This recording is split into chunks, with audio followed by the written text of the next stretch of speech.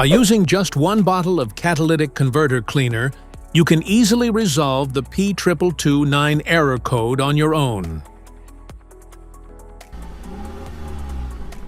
This means that the Powertrain Control Module, PCM, senses a high electrical reading from the barometric pressure sensor A or its circuits.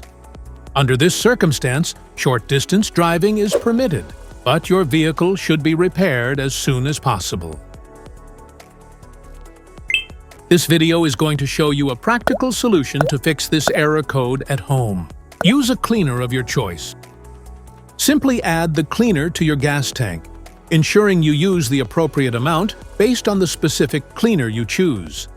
The fluid mixes with the gasoline in the tank and works to break down the buildup in the catalytic converter, effectively cleaning it.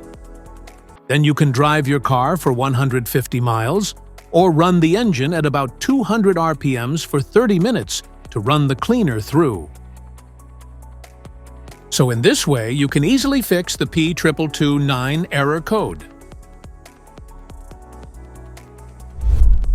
If you like this video, don't forget to subscribe to our channel. Thanks for watching.